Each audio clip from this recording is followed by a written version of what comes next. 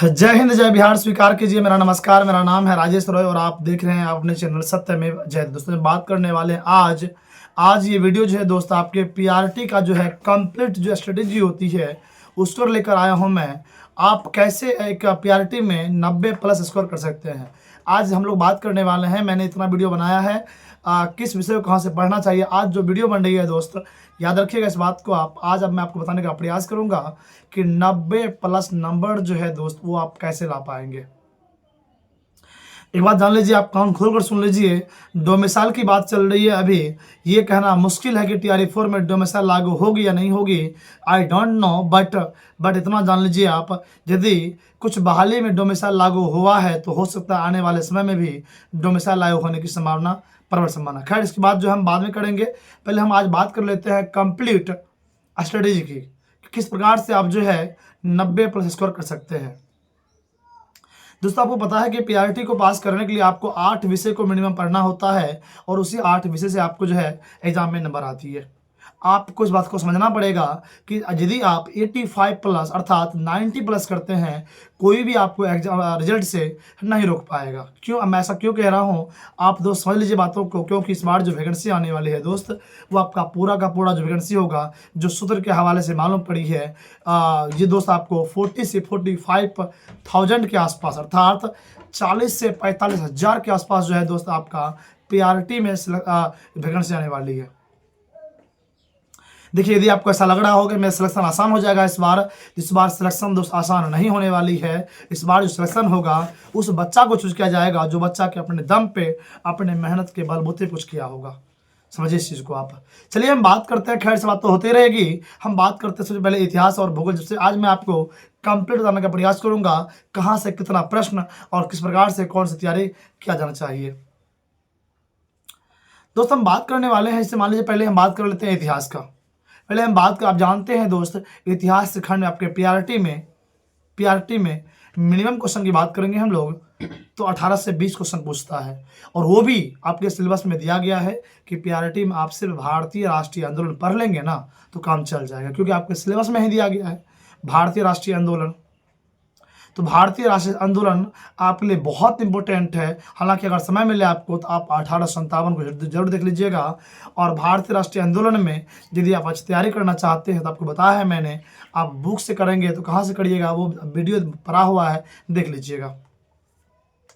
तो 18 से 20 नंबर के लिए आप इतिहास पढ़ेंगे, जो कि हम बात करेंगे भूगोल और इतिहास मिला के। दोस्त, आप भी जानते हैं भूगोल प्लस इतिहास मिला के, दोनों मिला के दोस्त आप एग्जाम में प्रश्न जो पूछता है वो 25 से 26 नंबर पूछता है।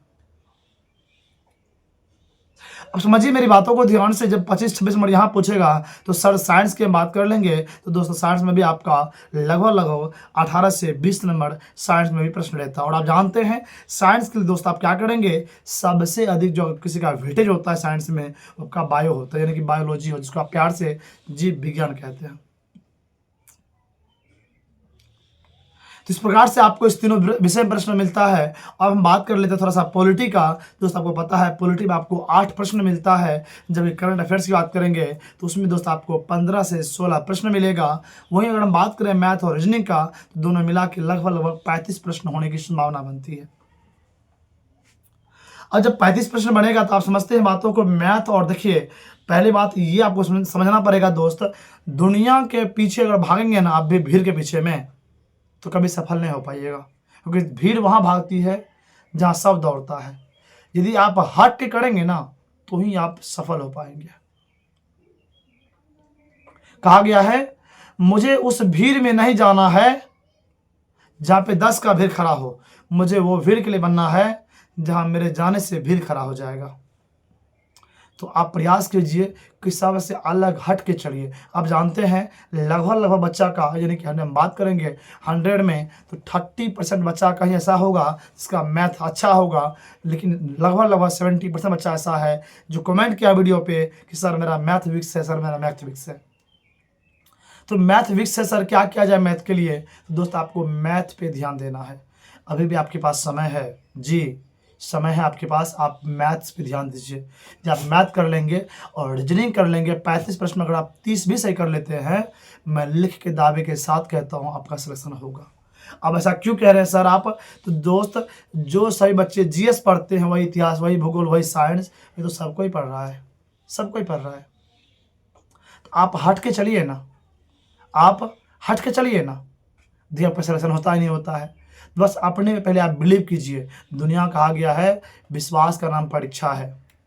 यदि आपको खुद पे भरोसा नहीं है ना, कोई माई का लाल जन्म नहीं लिया है जो आपको पास करवा देगा। वजह इसके पीछे, क्योंकि आपको खुद पे भरोसा नहीं कि मैं क्या पढ़ रहा हूँ और क्या एग्जाम में पूछेगा।